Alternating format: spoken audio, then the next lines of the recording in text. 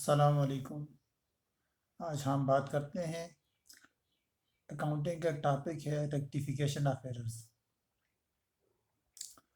اگر اکاؤنٹنگ کے ریکارڈ کے دوران ہم سے کسی بھی قسم کی کوئی غلطی ہو جائے تو اس کی درستگی اس کے ضمن میں کی جاتی ہے، چاہے وہ ہم نے جان بوجھ کر کی ہو یا ہم سے غلطی سے ہو گئی ہو۔ اس غلطی کو درست کرنے کے دو طریقے ہیں۔ پہلا طریقہ کہ اگر جو ٹرانزیکشن غلط ہو اس کے مخالف سمت میں اس کی درستگی کر دی جائے، جبکہ دوسرے طریقے میں اگر ہمیں دوسرا اکاؤنٹ معلوم نہیں تو اس کو ایک انجانے اکاؤنٹ میں ریکارڈ کر کے ہم اس کو درست کر لیتے ہیں۔ پہلے طریقے میں اگر ہمارے پاس کوئی چیز ڈیبٹ ہو گئی ہے تو اس کو کریڈٹ کر لیتے ہیں، اور کریڈٹ ہو تو اس کو ڈیبٹ کر کے اس کی درستگی کر لی جاتی ہے۔ جبکہ دوسرے طریقے میں اگر غلطی کو درست کرنا ہے تو اس کو مخالف سمت میں ڈیبٹ یا کریڈٹ کا اکاؤنٹ معلوم نہیں، تو اس لیے اس کو ایک انجانے اکاؤنٹ میں ڈالا جاتا ہے۔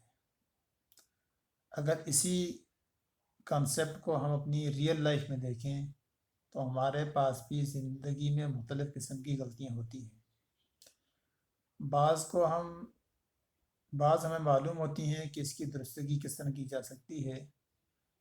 ہم کسی کے ساتھ معاملات ہوں یا کوئی بھی ایسی بات ہو تو جا کر اس کے ساتھ معاملات وغیرہ ٹھیک کر لیتے ہیں تو ہمارے اکاؤنٹس درست ہو جاتے ہیں۔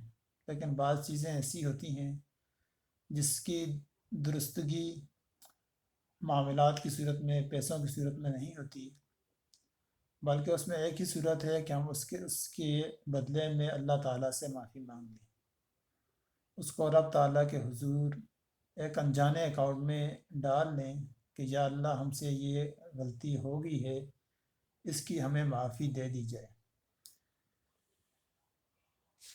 یہی ایک صورت ہے کہ اگر ہم سے جو بھی غلطی ہو جائے تو اس کو ایک غیبی قوت کے ذمے اس کے کھاتے میں ڈال کر اس سے معافی مانگ لی جائے۔